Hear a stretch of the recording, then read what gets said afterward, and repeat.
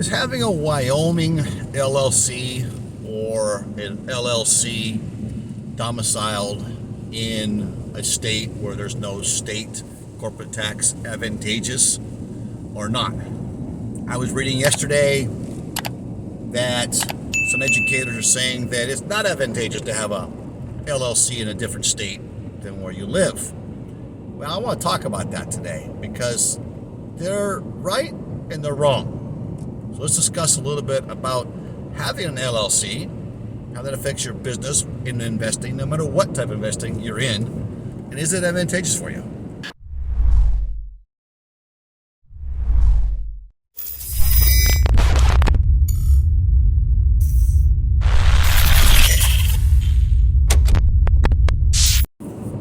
So I was preparing our taxes for our LLCs and our corporation, connecting that with our offshore company and doing that stuff last night. And I was just trying to get caught up on some things. And I'll jump right into this.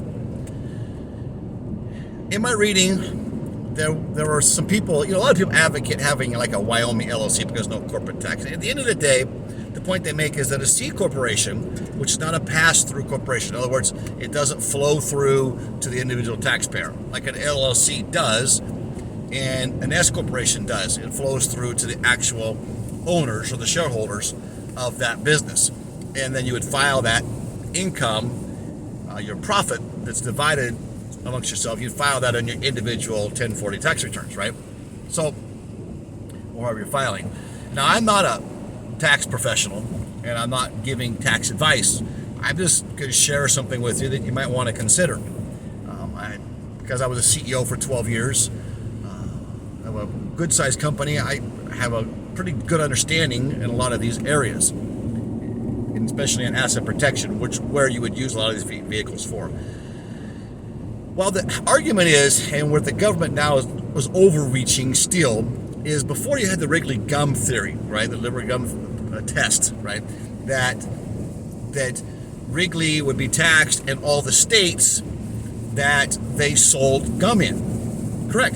Like a lot of your athletes, wherever they go and play now for their sports, this doesn't matter what country they're in. If they go and play in China or in Europe or whatever, and they come in from America or vice versa, then they get taxed now by each country for the money they made while in that country. It's really ridiculous the overreach the governments are doing. They didn't used to do this before. Some degree, but it was very small.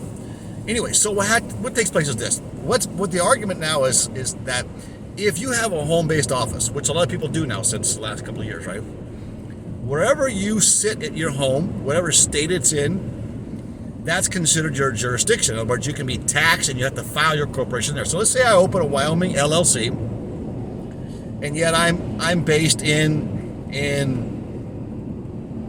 let's just say Arizona, or California, whatever, and I do work online.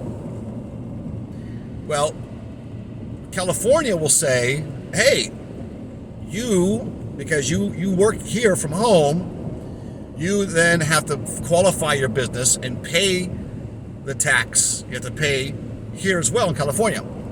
Well, there's truth to that.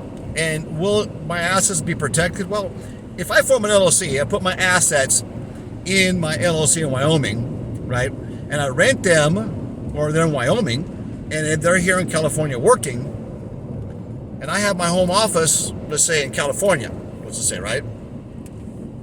Well, what would take place is that if the IRS wants to come after me or anybody wants to sue me, they do have to sue my company in Wyoming. Now, they can try to notify me here if they know I'm here. In California, with the systems the way they are now, they breach those corporate veils a lot now. That's been since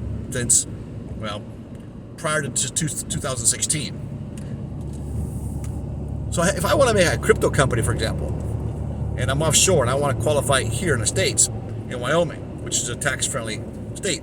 Now, personal income tax will always be taxed at the level of an LLC or an S corporate tax at the level that you file your personal income taxes. The feds, it's very different than a state, right? When you're paying your federal taxes. So here's in brief the summary. You have an argument that if your tools and everything is owned by your company in Wyoming, but maybe they're working in California or working in other states, you do have to pay taxes in the states that you work in, but only for what you earned in those states. That's true. Like the Wrigley gum litmus test, wherever they sold their gum, they had to pay taxes, but only pay taxes on what the earnings were in that state. So you got to keep your books very separate. Are your assets protected in that LLC? It's in Wyoming. If you're working in California or Arizona or other states, well, some judges might try to breach that, but if you're not domiciled there, in other words, your home office is not there, then yes, for the most part, you're going to have that corporate veil of protection. But if you're living there, then they could say that, no, actually your main office is here, it's not there, so then you run that business from here, so therefore you're domiciled in California, so then the courts of California would have jurisdiction over those assets. You have an argument there, though, right? And here's the point. Here's something you can get to. Unless you tell them that's your home office, where your home office is, they don't know. They don't know if you don't run your business in Wyoming. They don't know if you travel there and run your business from Wyoming, 4, 5, 6 months of the year. They don't know that. Maybe you might have a home here. Obviously, it's better if you're going to do something to that degree, though, right? To get property and stuff in Wyoming, and then they're really difficult for them to say, hey. But you can also you can pay for and buy addresses that would be your residence there to reside you in Wyoming. And you can pay for that. It's not very expensive at all either. I think we pay maybe we paid $300 for the year for our Wyoming address. So there are ways around that. Now, we have offices in South America, and I have dual residency. So the thing is that who to say where I'm doing my business from? I could be doing my business down in South America, and therefore the United States would have no jurisdiction over that whatsoever. Or the office. And then you say, well, I'm running the office from here. Well, we have office managers down there. There's no way for them to prove that I run my office from here. Now, going forward, when you're going to have a digital ID and be able to ID going onto the internet, then they're going to be able to see where you're logging in. They can already see where you're logging in, actually. And they can see some of your movement, obviously, because the feds, for example, I'm talking about the CIA or FBI, etc., the police can actually monitor and see where you're moving on your sites, on your internet sites. So they can already do that, but it's very difficult to prove you're actually running a business from your domicile, from where your home. So you have a home in California, a home in Arizona. It's very difficult for them to say where you're doing it from. So something to consider if you want to open a Wyoming LLC. There are advantages to it. But if you're going to be doing business outside of Wyoming, yeah, there is no real advantage. You still got to qualify that in the state you're working in. However, for asset protection purposes, you can open a business in Wyoming, use that business to open another business in another state, and whoever tries to file a suit on that business, when it comes back to the shareholder, that's under a business name, and Wyoming is much better at protecting your names than, say, California, for example, who the owners are.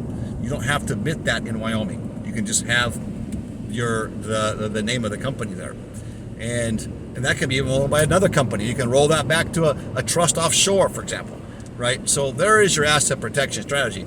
Just opening one LLC and doing business someplace else really not advantageous.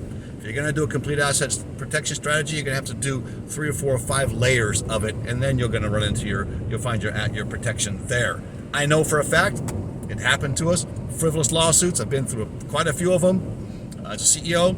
And because our asset protection strategies were in place, we protected the assets for all of our shareholders and clients. DeFi IoT, I hope this was some help for you. Give me some comments below what you think. If I'm completely out of line, let me know too, because I want to hear what you guys have to say and correspond back and forth. So help me too. All right, we'll see you in our next video.